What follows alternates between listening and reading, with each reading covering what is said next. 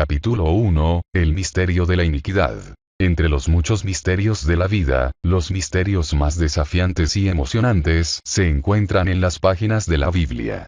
Es ahí donde sopesamos el significado de la vida, la naturaleza de Dios, la naturaleza del mal, y las realidades de nuestra existencia. Pero muy pocos misterios han surcado el frente interrogatorio tan profundamente como el misterio de la iniquidad. Los misterios de Dios están enterrados bajo muchas capas de verdad. Para excavar hasta el fundamento, muchas capas de prejuicios necesitan ser desafiadas y expuestas. Presuposiciones inexactas deben de ser exfoliadas, en búsqueda de los misterios más profundos de Dios enterrados dentro de su palabra. No es acogedor considerar que las imágenes guardadas en la mente de uno, las imágenes en las cuales uno basa sus conceptos de verdad o teología, pudieran estar erradas. Yo era un adulto antes de que cuestionara en mi mente el gráfico de franela de las imágenes de la escuela dominical de un joven niño Daniel de pie, seguro en la cueva del león. Una vez que esa imagen fue incrustada, yo no tenía razón alguna de cuestionarla. No fue sino hasta 40 años después que miré una nueva imagen revelándose del registro bíblico. Una imagen de un Daniel más viejo, en sus 80s, que había sido un gobernante de Babilonia bajo Nabucodonosor, Belsasar, y ahora Darius. Niveles más profundos de entendimiento se abrieron y el libro de Daniel emprendió una textura de la cual no hubiera podido relacionar anteriormente. El misterio de la iniquidad está más cubierto en los velos de los prejuicios defectuosos. Llevamos en nuestra mente imágenes equivocadas acerca de qué pasa en el cielo en este momento, y la manera en que será en el futuro. Hemos aceptado imágenes con respecto a la naturaleza y el tiempo del regreso de Jesucristo para reunir a la iglesia, como les fue dicho desde el púlpito, no basados en la escritura, sino en tradiciones transmitidas de la generación anterior. La frase misterio de la iniquidad es utilizada solo una vez en la Biblia, en 2 a los Tesalonicenses 2:7, sin embargo el contexto de esta frase es extremadamente importante para los seguidores del Mesías. Muchos han leído esas palabras decenas de veces sin ni siquiera haber considerado su significado. Debido a que los misterios no son entendidos con facilidad por los no inquisidores a la lectura de un novato, estas palabras han sido tratadas como insignificantes y sin importancia para los creyentes cristianos por cientos de años. Sin embargo, la manifestación de este misterio de la iniquidad está pronto a traer uno de los más importantes eventos físicos y espirituales de la tierra. Estos incidentes tienen que ver con los últimos días antes del regreso del Mesías para sus santos y su regreso subsiguiente para vivir y reinar en la tierra por 1000 años. Los eventos que transpirarán en un futuro cercano resultarán en una profunda alteración de la vida en el planeta, los detalles de los cuales el mismo Jesús quiere que sus siervos lean y entiendan acertadamente. Su vida y la mía están por cambiar dramáticamente debido a los eventos que están por pasar en el cielo y en la tierra. En el tiempo de Noé, Dios sacudió la tierra en juicio. En el tiempo del fin, Él ha declarado que no solo sacudirá la tierra, sino que Él también sacudirá los cielos. El Mesías con los ángeles bajo sus órdenes, va a sojuzgar toda autoridad en los cielos y en la tierra en preparación de la atadura y la destrucción final de Satanás. Poderes del reino del Espíritu deben de ser quebrados y confinados en preparación para el reino del Mesías en la tierra. Para entender el misterio de la iniquidad, o cualquier otro misterio bíblico, somos personalmente responsables de desafiar nuestros propios prejuicios y patrones de pensamiento en búsqueda de la verdad. A través de esta investigación usted verá el futuro profético de este mundo, de aquí a la eternidad, a través de ojos nuevos. Su visión será más clara de lo que usted haya podido pensar en lo que excavamos las capas de la tradición para exponer el misterio de la iniquidad. 2 a los Tesalonicenses 2:7, porque ya está en acción el misterio de iniquidad. La palabra misterio en griego es musterion. El Diccionario Internacional Webster Unabridged de 1925 define misterio como un secreto considerable, el cual ha sido ocultado cuidadosamente. Algo que no ha sido revelado, o no puede ser explicado a novatos o a no iniciados. Consecuentemente una verdad espiritual que va más allá del entendimiento natural. Los secretos considerables, o misterios de Dios, pueden ser descritos por dos categorías. A. aquel cual no ha sido revelado, y por lo tanto no puede ser conocido hasta que sea explicado, y b. aquel cual no puede ser explicado a novatos. La segunda categoría es mucho más común, tal como todos estamos, en un campo o el otro, sin experiencia. En cualquiera de los casos, un misterio es algo que no puede ser entendido sin un entendimiento espiritual. El entendimiento espiritual puede venir por revelación directa de Dios al individuo o por la revelación contenida en su palabra escrita, la cual se originó por revelación directa de Dios a sus profetas. Pero incluso el entendimiento de la revelación en su palabra escrita no abre en plena floración a un novato en la primera lectura de las Escrituras. Las Escrituras muestran el corazón y el entendimiento de Dios. Él no va a revelar estos tesoros a aquellos que celosamente guardan prejuicios inexactos o a aquellos que viven en desobediencia a Él, sin importar grados académicos o posición social. El temor del Señor es el principio de la sabiduría, sin el cual hay unas cosas que no pueden, y no serán entendidas. Un ejemplo claro tiene que ver con el libro de Apocalipsis. Apocalipsis 1:1, la revelación de Jesucristo, que Dios le dio, para manifestar a sus siervos las cosas que deben de suceder pronto. Y la declaró enviándola por medio de su ángel a su siervo Juan. De acuerdo a Juan, este libro podría ser titulado más preciso, la revelación de Jesucristo, en vez de la revelación de San Juan el Divino, como es titulado hoy en la mayoría de nuestras Biblias en inglés. Además, él declara que esta revelación está dirigida, y puede estar abierta a aquellos que sirven al Mesías. El libro es lo suficientemente secreto para desalentar al cristiano casual. Hay también muchas cosas que no podrían ser entendidas en las generaciones pasadas. La tecnología, así como la composición geopolítica del planeta, no habían avanzado al estado al que Juan el apóstol describió. Fantasiosamente, monstruos especialmente creados fueron invocados en las mentes de los lectores del relato de Apocalipsis, porque la maquinaria de guerra descrita por Juan no existía hace 100 años. Estos monstruos son comunes, y fácilmente reconocidos hoy como accesorios militares. Las interpretaciones de teólogos respetados del siglo pasado, los cuales nunca vivirían para ver los tiempos en los cuales el libro de Apocalipsis se cumpliría, deberían ser reconsideradas muy cuidadosamente. Nunca fue necesario para el Señor aclarárselas a ellos, ya que no era el tiempo del cumplimiento. Ellos pudieron haber interpretado estas profecías solamente a la luz del mundo geopolítico y la realidad en la cual ellos vivieron, tal como lo hacemos al día de hoy. La tecnología del coche de caballo de una generación pasada no podía haber provisto el marco experimental para interpretar estas escrituras de la manera que ahora nosotros somos capaces de hacerlo. Está claro para nosotros que vivimos hoy que las generaciones pasadas de teólogos nunca verían el libro de Apocalipsis atado a diario a las noticias de primera página de la generación que está haciendo lo mejor para acoger al gobierno mundial, y al muy aclamado nuevo orden mundial. Es el Mesías quien reveló la revelación a Juan, para mostrársela a sus siervos. Y solo Él puede revelarla a nuestro entendimiento, si Él encuentra un corazón manso y obediente que lo escuche a Él por encima del estruendo de las miles de interpretaciones escolares. Muchos de nosotros hemos venido a ser tan buenos conocedores de las malas interpretaciones heredadas del pasado que no podemos ver la claridad y belleza de la cronología que se desenvuelve en sus páginas. El entendimiento deberá ser procurado en las rodillas de uno, y en la disciplina de la mente de uno a la verdad, en vez de adherirse a tradiciones acogedoras de pensamiento y actividad. Jesús el Mesías, el mismo revelador, debe de ser procurado, permitiendo a los trabajos interpretativos de los hombres palidecerse delante de él. Los misterios son revelados a la mente a través de la obra del Espíritu de Dios. Es la obra del Espíritu guiarnos personalmente hacia el interior de la verdad. Las provisiones del Señor son abundantes junto a la senda de la justicia.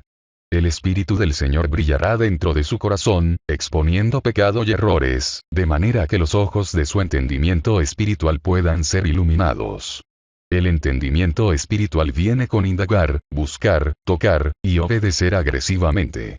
El Señor desea revelar este misterio de la iniquidad a su entendimiento, pero la verdad debe de ser probada y sus propias tendencias analizadas y reconsideradas. No todo lo que pensamos de las Escrituras es verdad. Sola la palabra de Dios es verdad. Nadie puede obligarlo a reconsiderar las imágenes que usted retiene en su mente. Esa es solo su carga.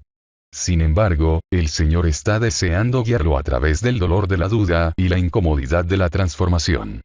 Créale a Él en vez de a su propio entendimiento. La palabra de Dios no se desmoronará si usted excava profundamente y reconsidera su interpretación de ciertas escrituras, pero pudiera ser que su punto de vista escatológico sí. ¿Está usted dispuesto a arriesgar su interpretación actual de una escritura particular poniendo su confianza en el único que ha prometido guiarlo hacia toda verdad? Le estoy pidiendo que mire la película dentro de estas páginas. Sé que hay muchas maneras de ver las escrituras proféticas, y muchos más estudiantes serios están claros de tener sus propias imágenes interpretativas plantadas firmemente en sus mentes. Por ahora, le estoy pidiendo que simplemente mire la película sin intentar defender su propia interpretación o la de alguien más en lo que usted va leyendo.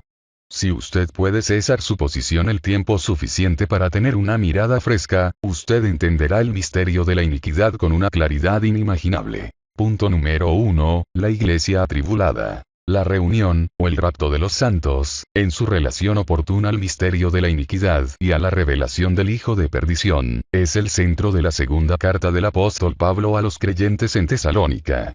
Es en esta carta que se nos da un vistazo al misterio de la iniquidad por primera vez. Consideraremos esa carta con detalle. Fue escrita para alentar a los creyentes a experimentar gran tribulación, pero permaneciendo fieles hasta la muerte. Pablo, Silvano, y Timoteo alabaron a sus hermanos y hermanas por su tolerancia al hacer frente a tal persecución. Su vivir sacrificial se mantuvo como un ejemplo para el cuerpo entero de creyentes.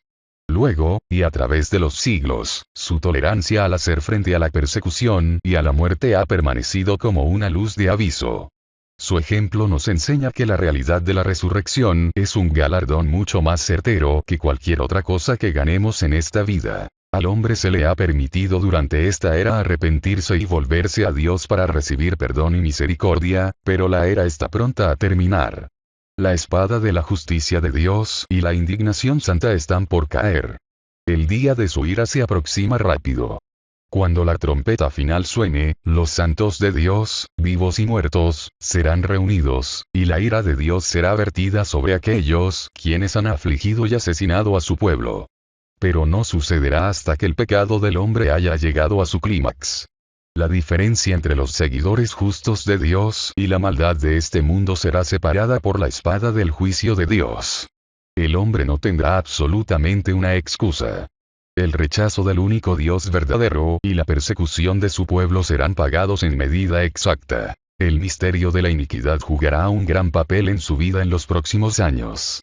Desafortunadamente, el misterio de la iniquidad ha sido ignorado, o redefinido y castrado de su significado. No es acogedor considerar su impacto en la manera en que debemos vivir en estos últimos días. La redefinición de esta sección de la escritura perteneciente al misterio de la iniquidad fue ofrecida como parte del bien recibido evangelio de prosperidad, paz y seguridad que alcanzó popularidad al principio de la revolución industrial. La consecuencia de esta redefinición, y el error doctrinal resultante, ha venido a ser parte de la gran decepción de la cual ambos Jesús y Pablo profetizaron. Las advertencias que miramos en la palabra de Dios son claras. Si el pueblo de Dios continúa ignorando estas advertencias, Él va a permitirle a aquellos que aman caminar en la comodidad más que en la verdad, caminar directo a la trampa que ha sido puesta para ellos. Este es uno de los rodajes del misterio de la iniquidad. Ellos creerán una mentira, y serán colgados por su propia indiferencia indolente. Segunda a los Tesalonicenses 2:7, porque ya está en acción el misterio de la iniquidad. Ya está en acción el misterio de la iniquidad, y ha estado en acción desde que Satanás tomó su apostasía contra Dios, y posteriormente el hombre. Una representación del misterio de la iniquidad son las ocultas obras de Satanás detrás de cámaras, el Dios de este siglo así como Pablo se refiere a él. Segunda a los Corintios 4:4, el Dios de este mundo, siglo, cegó el entendimiento de los incrédulos, para que no les resplandezca la luz del Evangelio de la gloria de Cristo, el cual es la imagen de Dios. El misterio de la iniquidad implica la autoridad legal de Satanás como Dios de este siglo. Si la mente de una persona está cegada por Satanás, él no es capaz de ver incluso las verdades obvias de la vida. Mucho menos así los conflictos de poder en el reino espiritual y los misterios profundos de Dios. Esta ceguera espiritual puede determinar por mucho la diferencia en la percepción mental de personas inteligentes tal como el fallecido Carl Sagan, un eminente filósofo de ciencia de la nueva era, quien declaró, el cosmos es todo lo que es, todo lo que fue, y todo lo que será. Este es un buen ejemplo de una mente cegada, produciendo un profundo punto de vista distorsionado de la realidad, de un caso contrario a una mente intelectual. Este hombre puede que tenga una verdadera pérdida de palabras cuando se levante delante del juicio del Dios Todopoderoso. Su filosofía del cosmos se la comerá, en el fin. La ceguera es muy sutil cuando uno considera los prejuicios propios y las presuposiciones de uno, las cuales filtran la verdad a favor de la evidencia que confirma el sistema de creencia de comodidad de uno. Nunca debemos de parar de cuestionar y buscar la verdad. Punto número 2. Rebelión en el cielo. Para entender el misterio de la iniquidad, debemos de excavar y buscar las escrituras diligentemente. Debemos de darnos cuenta de que el Dios de este siglo desea enceguecer nuestros ojos a lo que Él desea alcanzar, de manera que caigamos en la trampa de su visión mundial y permanezcamos ineficaces. Para nuestra búsqueda en descubrir el misterio de la iniquidad, sería muy útil tener un dominio de las siguientes definiciones. Ellas serán esenciales para nuestro entendimiento. Por favor, tome un momento para estudiar y comprender estos términos legales importantes, como los define el Diccionario Internacional Webster en la edición de 1925. El misterio, los secretos escondidos que no pueden ser revelados a novatos, que estamos explorando, es el de iniquidad. Iniquidad, se define como la desviación de lo cual es justo y recto.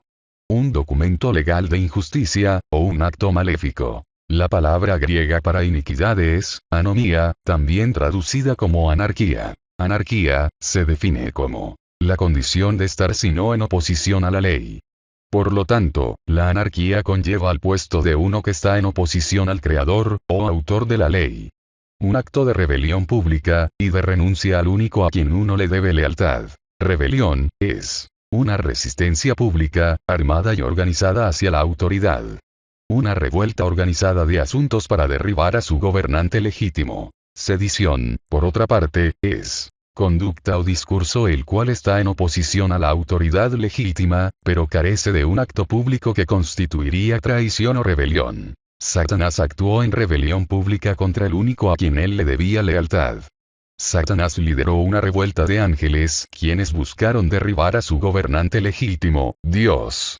Vemos que Satanás fue capaz de arrastrar una tercera parte de los anfitriones celestiales en su rebelión original contra Dios, como está descrito en Apocalipsis. Apocalipsis 12:4, y el dragón, la de Satanás, cola arrastraba la tercera parte de las estrellas del cielo, y las arrojó sobre la tierra. ¿Por qué Dios no aplastó a Satanás como un insecto cuando se rebeló contra él? ¿Por qué, si Dios es amor y justicia, permitió que Satanás entrara en los asuntos del hombre y corrompiera la creación? ¿Por qué?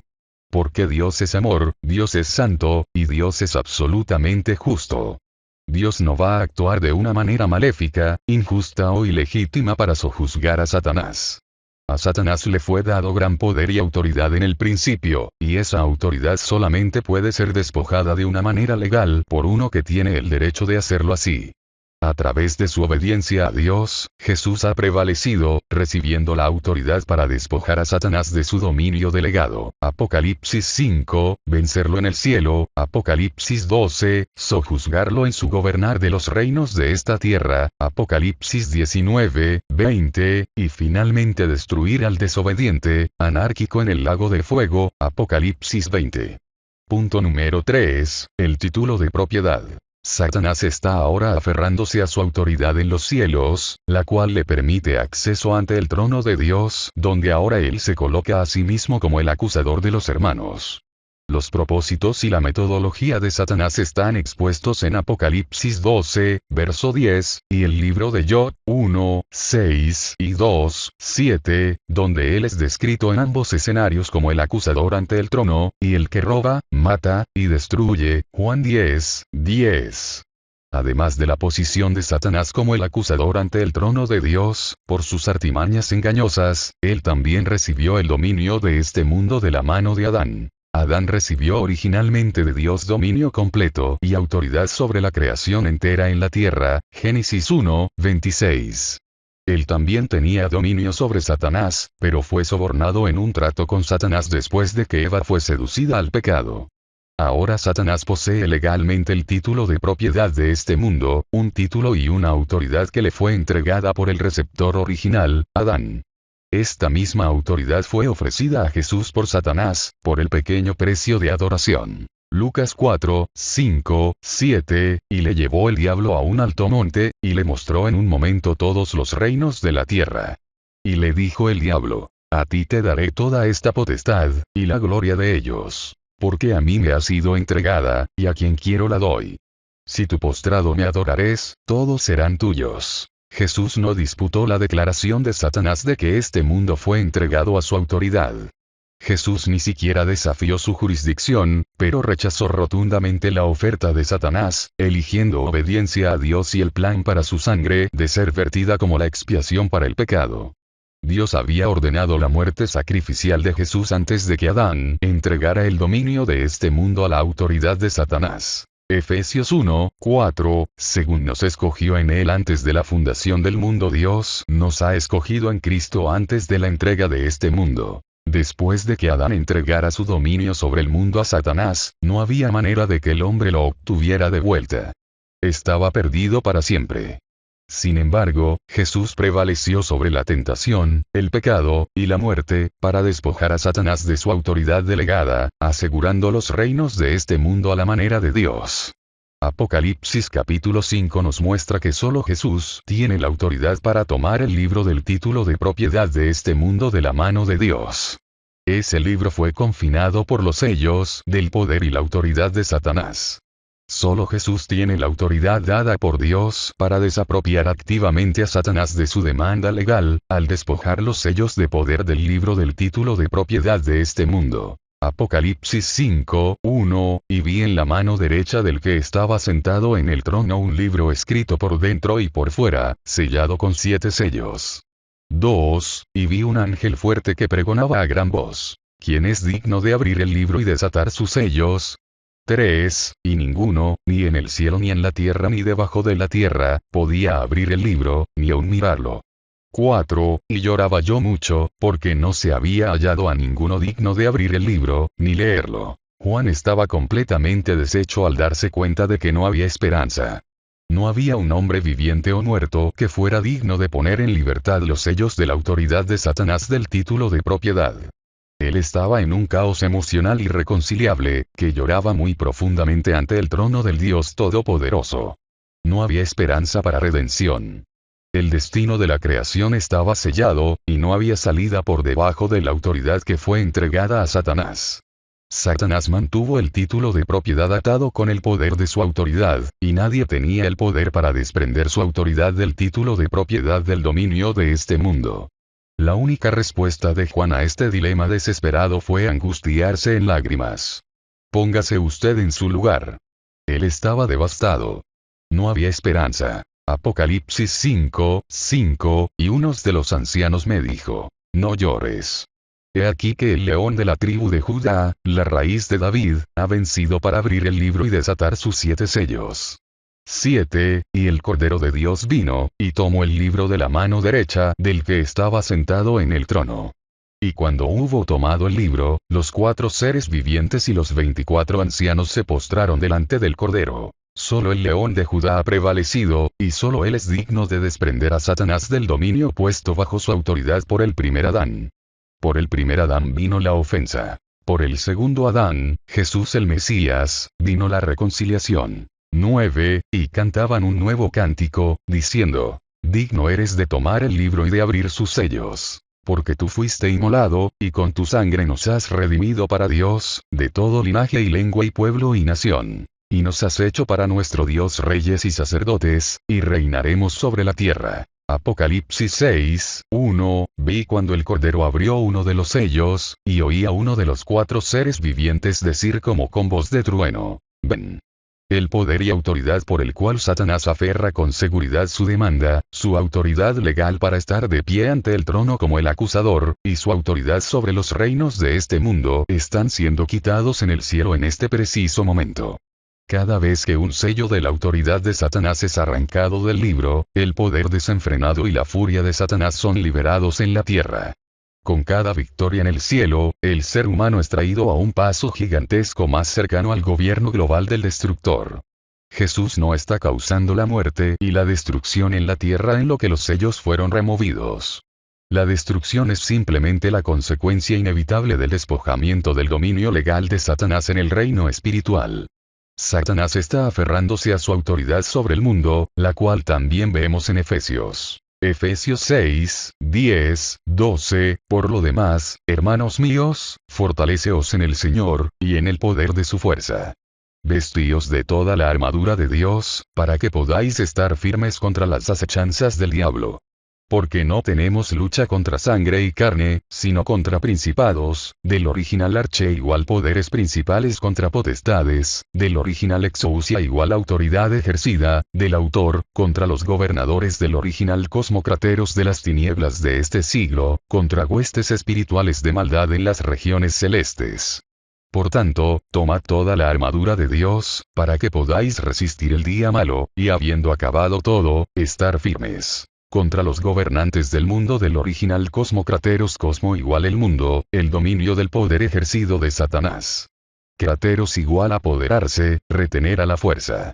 Satanás y sus subordinados se han apoderado y han mantenido su dominio ejercido a la fuerza en las regiones celestes. Esa iniquidad espiritual tiene una presencia poderosa en las regiones celestes en este momento. Pero ese poder está siendo quitado por la autoridad delegada a Jesús cuando Él fue levantado de la muerte. Hay una batalla rabiosa en las ciudades celestes en contra del poder del acusador. Él está ahora aferrándose a su posición en los cielos como el acusador ante el trono de Dios. Pero también hay una batalla rabiosa en la tierra por las almas de los hombres. Es una lucha de vida o muerte con los anfitriones celestiales completamente comprometidos. Jesús y sus ángeles no están dispuestos a que ninguno de sus escogidos perezca. Jesús no está arrellanándose alrededor del cielo en sus pijamas mirando las repeticiones de Oprah. Hay una contienda y una potencia ofensiva arriba en el cielo y una batalla aquí en la tierra. Se nos dijo que nos pusiéramos la armadura de Dios y nos impongamos con autoridad sobre la batalla. Esta potencia ofensiva espiritual es la realidad, no es una figura literaria. A Satanás se le delegó poder y autoridad antes de que la iniquidad fuera hallada en él. Esa autoridad tiene que ser removida legalmente de su dominio, por el que ha vencido las mismas tentaciones de las cuales él sucumbió.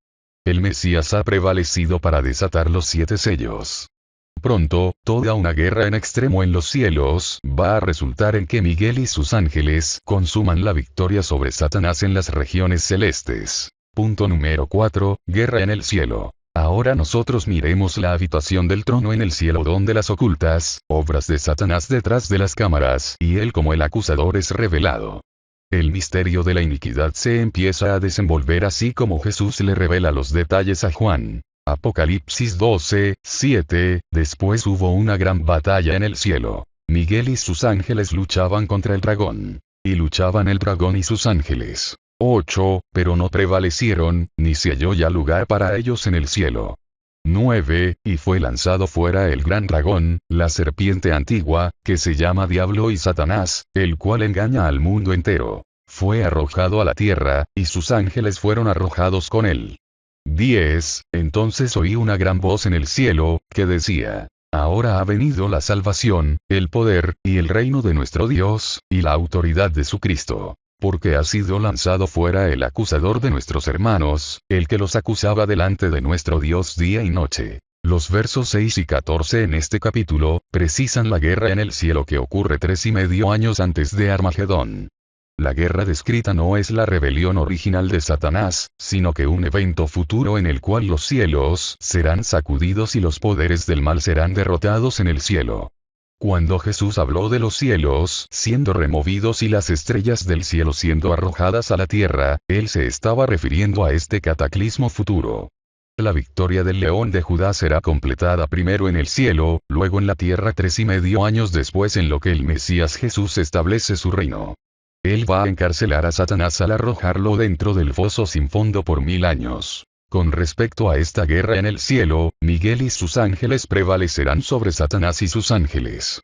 Su victoria terminará su apostasía en el cielo y despojará a Satanás de su autoridad de estar de pie en el centro de la habitación del trono de Dios, donde él ahora acusa a los hermanos de día y de noche.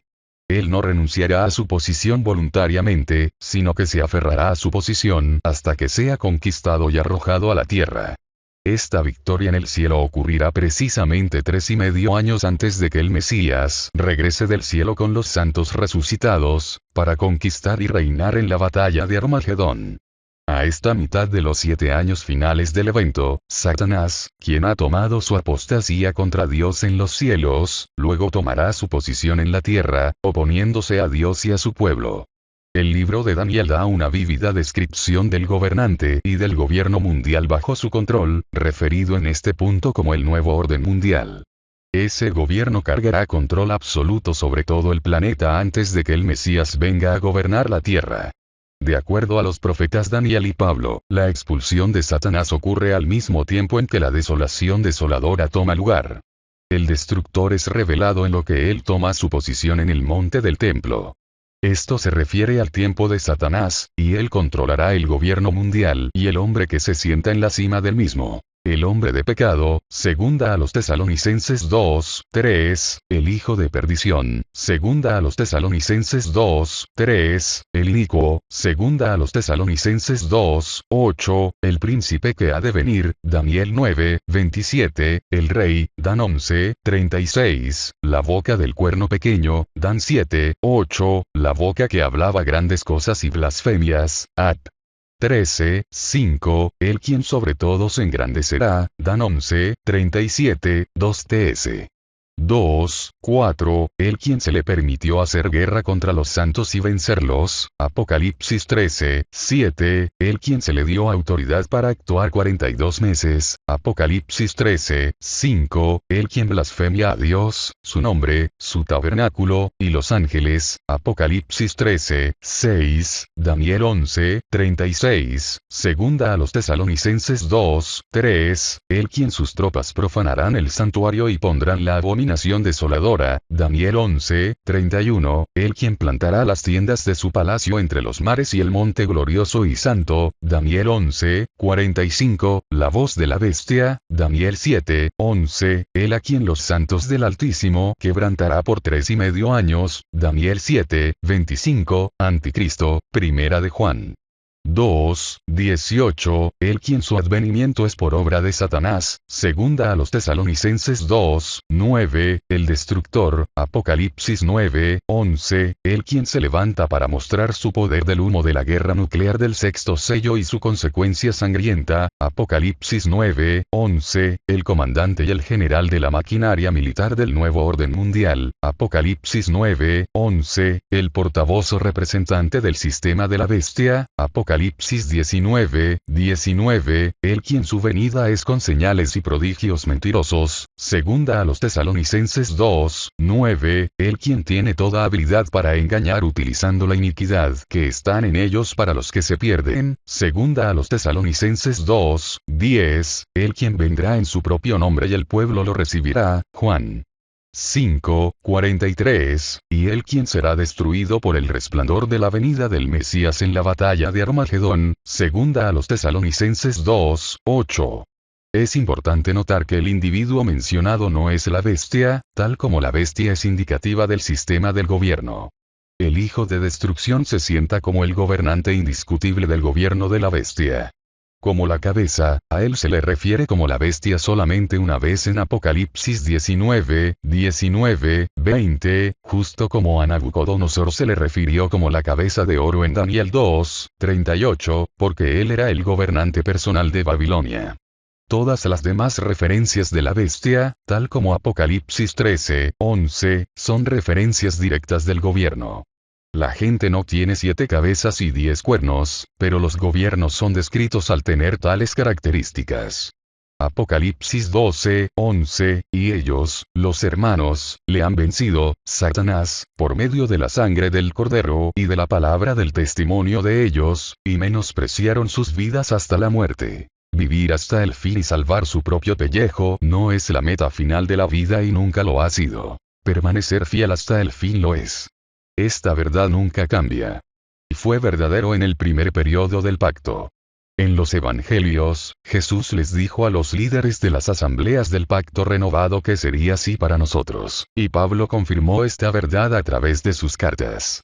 Al comienzo de su revelación a sus siervos de las cosas que deben de suceder, Jesús repitió el mismo mensaje a sus seguidores, para prepararlos para los tiempos rudos venideros.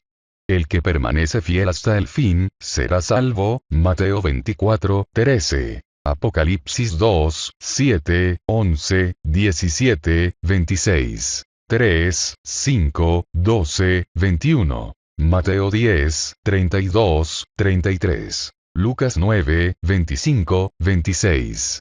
Pero espere, yo he leído el final del Apocalipsis y Jesús garantiza que valdrá la pena cualquier carga de dolor y sufrimiento que el mundo pudiera acumular sobre nosotros. Con respecto a la guerra en el cielo y la victoria ganada ahí. Apocalipsis 12, 12, por lo cual alegraos, cielos, y los que moráis en ellos.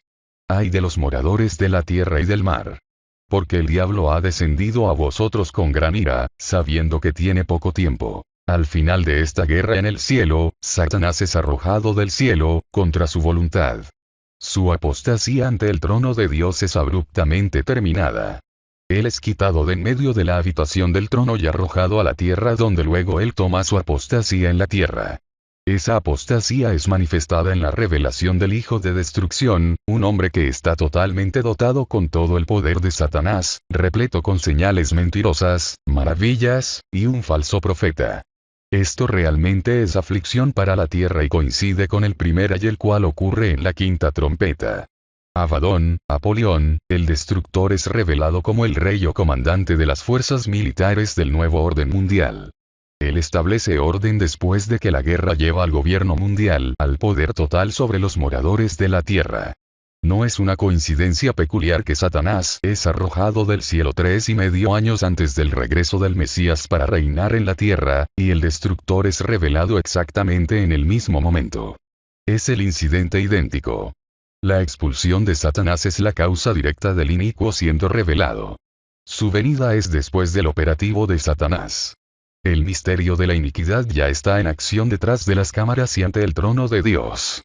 Sin embargo, ese misterio estará en su pleno apogeo y devastación cuando Satanás, el anárquico mismo, es arrojado a la tierra, y haga su voluntad a través del Hijo de Destrucción, el Anticristo personificado. Apocalipsis 12, 13, y cuando vio el dragón, Satanás, que había sido arrojado a la tierra, persiguió a la mujer, Israel, que había dado a luz al hijo varón, Jesús. 14, y se le dieron a la mujer las 2 alas de la gran águila, para que volase de delante de la serpiente al desierto, a su lugar, donde es sustentada por un tiempo, y tiempos, y la mitad de un tiempo, 3,5 años. 15, y la serpiente arrojó de su boca, tras la mujer, agua como un río, para que fuese arrastrada por el río. 16, pero la tierra ayudó a la mujer, pues la tierra abrió su boca y tragó el río que el dragón había echado de su boca.